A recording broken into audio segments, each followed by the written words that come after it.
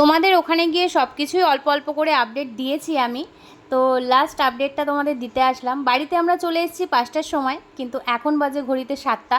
তো এখন আমি ভয়েস ওভারটা দিচ্ছি বাড়িতে এসে, কারণ বুঝতেই পারছো সারাদিনের একটা ধকল সোনা বাবার আমাদের সবারই। তো যাই হোক, এখানে যেটা দেখাতে এসেছি, তো আমরা খেতে বসছিলাম, দাদা বললো না আমি নিচ্ছি, তোমরা খাও। তো আমি বারবার করে বললাম কোনো অসুবিধা হবে না, অভ্যাস তো আছে, কিন্তু ছাড়লো না, বললো আমি বসে আছি। তো ততক্ষণেই বসেছিল যতক্ষণ আমাদের খাওয়া না শেষ হয়। তো তোমাদের মেনুটা একটু বলে দিই। ফ্রায়েড রাইস ছিল, আর একটা বেবিকর্নের সবজি ছিল, খুব সুন্দর হয়েছিল, ফার্স্ট টাইম খেলাম এটা। আর একটা পনিরের সবজি ছিল, তো খুব ভালো লাগলো। তার সাথে চাটনি, পাঁপড়, মিষ্টি সবই ছিল। তো এখানে এসে সত্যি মনেই হলো না যে আমাদের এই কদিনের চেনা পরিচিত বা প্রথম আসলাম এরকম মনেই হলো না। তো সত্যি বলতে তোমরাও জানি যারা আমাকে কমেন্ট করো, ভিডিও দেখো, সবাই আমাকে ডাকো, ভালোবাসো, যে আমার বাড়িতে এসো, আসবেই, কিন্তু সবার বাড়ি যাওয়া সম্ভব হয় না। তো তোমাদের বলছি তোমরা যখন খুশি আমার বাড়ি আসতে পারো। আর এই দাদার বাড়ি কাছে ছিল, সেই কারণেই আসলাম দমদমে। তো অনেকটাই কাছে, সেই কারণেই যে মানে ওখানে গেলাম। তো তোমরা যখন খুশি আমার বাড়িতে আসতে পারো।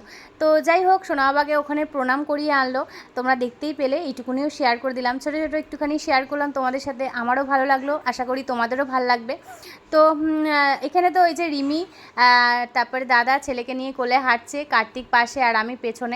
তো এখানে তো রিমি বারবার বলছে যে তোমাকে দিদি বলবো না বৌদি বলবো, কিছুই বুঝতে পারছি না, অনেক কনফিউজ ফিল করছি, তুমি তো আমার বৌদির মতো, তুমি তো আমার দিদির মতো। তো সত্যি শুনেও খুব খুশি হলাম। তো যাই হোক, খুব ভাল লাগলো আজকের দিনটা, সত্যি খুব এনজয় করলাম, কারণ অনেক বছর পর এই এনজয়টা পেলাম। কারণ কি, আমি সেই 9 বছর আগে মনে হয় অষ্টমীর পুজো দিয়েছি, তারপরে আর পুজো দেওয়া হয়নি আমার। তো খুব ভালো লাগলো, সত্যি খুব ভালো লাগলো। মা ডেকেছেন, তোমরা সবসময় বলেছো, তো সেইভাবেই গেছি। আর এই দেখো রিমিও টাটা করে দিল, আর বারবার বলছে এটা কিন্তু তোমারই বাড়ি, তুমি যখন খুশি চলে আসবে। বারবার তোমাদের বাড়ি তোমাদের বাড়ি সেই সকাল থেকেই বলে যাচ্ছে। আর দাদাও টাটা করে দিল, আর বলছে তুমি আমার বোনের মতো। কার্তিকে বলছে বোনকে যখন খুশি নিয়ে চলে আসবে, 2-3 দিন থেকে তারপরে যাবে। আর আজকে আমাদের একটা ড্রাইভার দাদা নতুন গেছিলো, তো আগের দাদাকে তো দেখেছোই, সবসময় দেখো। তো এই দাদাটাও খুব ভালো, খুব সুন্দর গাড়ি চালিয়ে গেছে, আর খুব সুন্দর গল্প করতে করতেও গেছি আমরা।